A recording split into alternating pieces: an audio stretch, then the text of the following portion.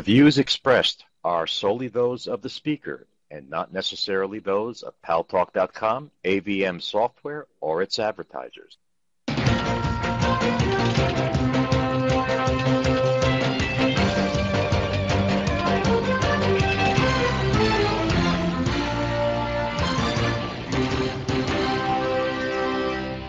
News Talk is online. News Talk Online, a production of Paltalk.com, the largest multimedia interactive program on the internet with more than 4 million unique users on demand on iTunes and on YouTube and on my blog, GaryBaumgarten.com, where you're encouraged to post your comments, whether you agree with yours truly or not, and where you ought to be subscribing to my Twitter feed, twitter.com/GaryBaumgarten, to give you the latest news, some of which you may or may not hear, see, or read in the mainstream media. And thanks to our great friends at CRN Digital Talk Radio, we're syndicated to an additional 12 million households. I am your host, Gary Baumgarten. I welcome you to the show. Our wonderful guest is waiting in the wings. But before I get to her, a couple of things of housekeeping. I don't know how many of you checked the blog today. I'm very upset. You know, I've been concerned about the level of discourse where it has fallen to in this nation of late over various issues. And it's okay to disagree, as I encourage people to do, even if you're disagreeing with me, but it's not okay to be disagreeable to the point where somebody might get hurt. And I've been saying this all along, that if this keeps up, somebody is going to get hurt. One of my friends, so-called, on my Facebook account is upset with Mark Lloyd, the FCC's diversity officer. Now, I'm not going to argue the point of whether what Mark Lloyd is trying to do is good or bad. That's not the point.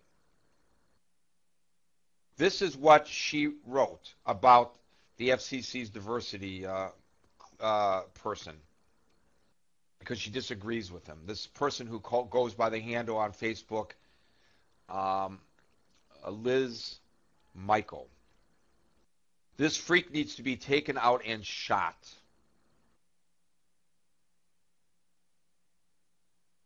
That's right. A federal official. This freak needs to be taken out and shot. Now, just yesterday, she made a similar comment that people whom she disagrees with ought to be ground up and eaten, you know. So I challenged her on that, and I challenged her on this one, too.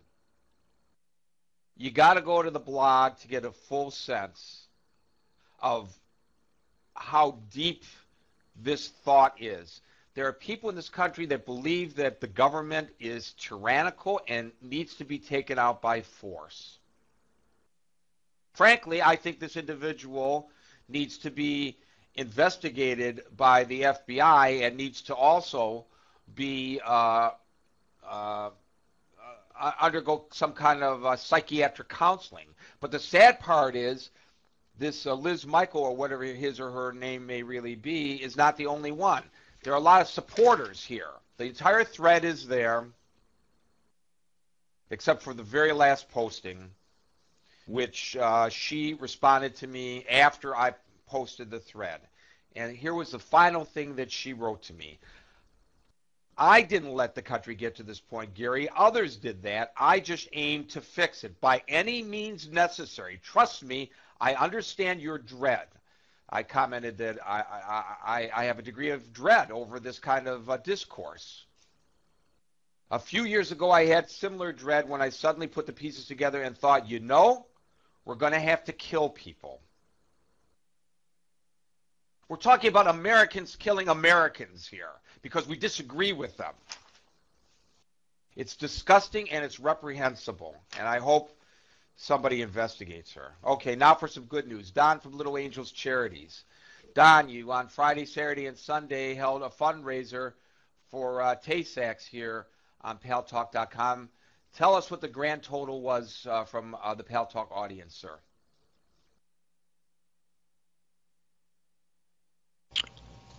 Hey, Gary. Between Friday, Saturday, and Sunday, Little Angels Charities raised $10,656.92. all of which went directly to three different charities: CureTaySex.org, HideandSeek.org, and the NTSAD.org. So all the funds that we raised went directly to 100% of funds went directly to these organizations. So it was a raging success, and thanks for participating with us, Gary, and supporting us, and thanks to Paltalk.com for helping us out. Well, you know what? We're always there because you're always there. And the Little Angels Charities is, for those of you who don't know, is a group of Paltalk users who just banded together to raise money for the Red Cross or for Tay-Sachs, or for cancer research, a number of different causes. And they do great work. And guess what? You know why they're successful in their work? Because of you, the Paltalk users who participate and donate to the cause. And we always have a lot of fun, a lot of good music and laughs and wonderful people. And we'll make sure we publicize your next event. Thank you for bringing us up to date, Don. So the President of the United States, Barack Obama, addressed the General Assembly of the United Nations today to talk about four things, but the one issue that he spoke about the most that I would like to concentrate on today is nuclear non-proliferation. He expressed a concern about North Korea and Iran's nuclear aspirations, and he wants the IAEA to be respected and allowed to investigate wherever somebody is developing nuclear capabilities, because it's okay if it's for peaceful purposes, but not for making warheads. And he's suggested a number of initiatives, including a verifiable continued reduction of nuclear warheads between the United States and Russia, and the prohibition of nuclear testing completely, and the need for a treaty to end production of nuclear making weapons. The thing is, as great an orator as he is, I was a little bit surprised at the lukewarm response he got, perhaps because he kind of slapped both sides in the Middle East conflict, both the Israelis and the Palestinians, and members of the United Nations for their vitriolic resolutions against Israel, which he feels are unproductive. But he also attacked Israel for continued settlements in the West Bank. I think, nobody was happy completely with what he had to say.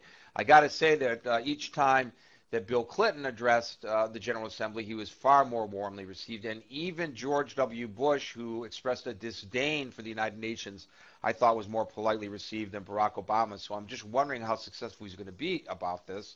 I agree with him with regard to nuclear non-proliferation. We have to push for that because the alternative is unfathomable. Joining us to talk about all of this is Lorelei Kelly. She's a national security expert based in